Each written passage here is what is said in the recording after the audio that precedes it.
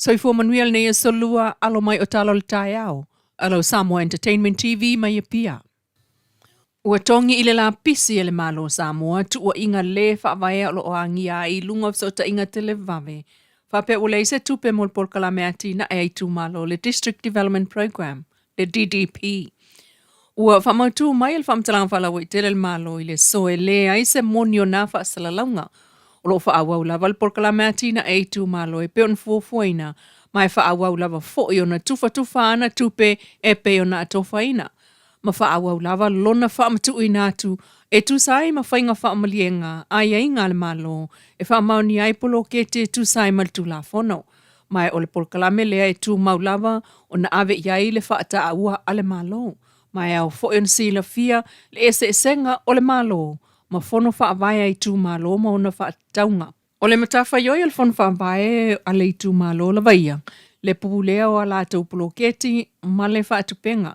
O vai ngalava na o fuafuanga o la tau atina e whaatino. Mai ei fo I tu malo o la tau toe o atu le malo mo se langolango.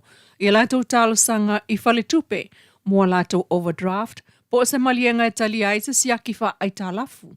Ma wha ailoa mai le malo. O le whaitalia le nā le fono wha vae ma le la tau whale tupe. A wā olo o iai lava aia inga o nā la sanga a so o se whale tupe. Mai le avanea le talo sanga a se fono whaamai, a se tu malo I le whale tupe mo se overdraft. Ma mafua anga e tua I ai whaape o le ini tupe le malo e whaatupe ai por kalame. Mai whaawau lava o na whaamatu watu e le malo tupe I fono whaamai. Mo le por kalame atina e iala e tu sai. Ma whaamauti noa e le lei, whaatino, manino, ma manui ai no umai le tunu. Inisio tala, wa tamuai I upolu nei. Le whaalawi lo le ta iala mo le ati na engol lumanai o Samoa. Le ana toi te pai I tua I lana tāpenanga mai le lua olua tansi lua olua ono. Ua o se fua tawalunga o le ta iala, lua olua ono, lua olua fitu, lua otolu sutasi I le lua otolu lua. Ile ati na engol soifuanga lau telo tātua tanu ulfa ati nongo vaenga tā ua. E pe ol soifua maloloina. O le whaale leo le tautua mol soifua mua mua, tautua whaapitoa, whalma isa le longa, whaale leo le tautua I whalma I whaitu malo, ma le whaale leo le tautua lau tele. Ile puipuinga mo le soifua lau tele. Whaia polkalame fsosoani mai le to ala whanau I le tu mau. Si itia fsosoani mo e yaimana o ngā tu mau le soifua, tala fuafua la au mawaila au mo tangata mātutua, whaopopo fsosoani tau tupe mo whalapo tuputonga, ono no ngā tupe e mā le tului mo a pitanga mo e vai te mau a inga. Ai ile tūlanga le whaatinonga, o le ati na enga o le soifuanga lau tele o le tunuu. O tu maule mawalunga o ngā se mafua I soifuanga o yei nei, non-communicable diseases pa ma I le pipisi.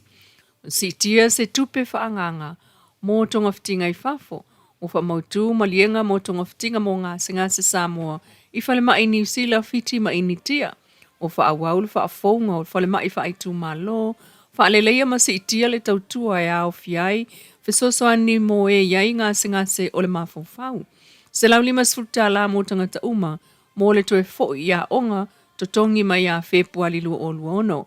Fisosoani mo pepe e o ile lima tau sanga le matua se lau tala ile masina, tala fua vai mo fuala au, mo e ono se fulu tau sanga le matua, se le pensiona mo le au matutua, se itia le fisosoani mo e yaimana onga tu maul soifua, ile tolu se lau tala ile masina, se itia tupe mo ngā luenga fisosoani, a whaalapo tonga tu maoti, se itia tupe mo le fausia o whale apitanga.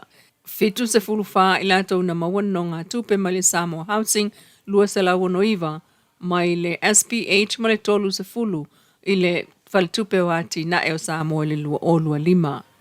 I le toi te palava lea I tua I le ta iala mo le ati na enga lumana I o Samoa, mai le lua o lua tasie o mai le lua o lua ono. Mo awa onga o le tongia pili wha tupe le malo, mo tama mateine a onga uma, tau mawhafua mai a onga amata e o ia onga mawalulunga, whaopopo skol sipi mo a onga mawalulunga, tupe whaopopo mo a onga, mo matata ese.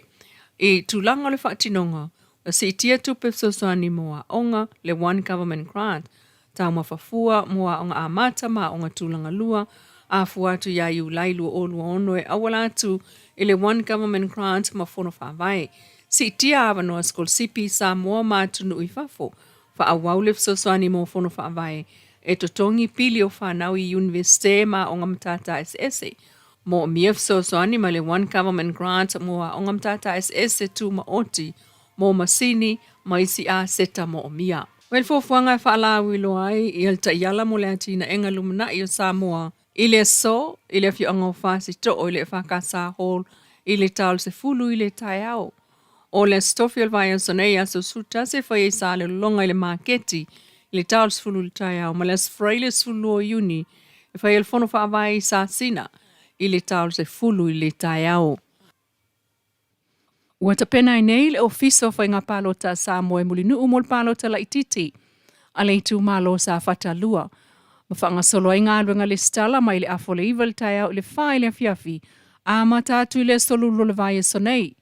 Aso se fulu o uni mu le vai le kalesia katoliko, aso sultasi o uni ta fitoala le whakasa, aso se fulu lua o fusi le kalesia metisi, aso se fulu lima o fusi metutisi, aso se fulu ono vai le whakasa, aso se fulu fitu no suatia kalesia metisi, Wa talo sanga ina tangata palota anga wa uma ina ia mauti noa le avatu o pepa wha mao ni ai li taimile stala e ilo ai te anga waa ma ilo e nofo ai le tu malo sa fatalua.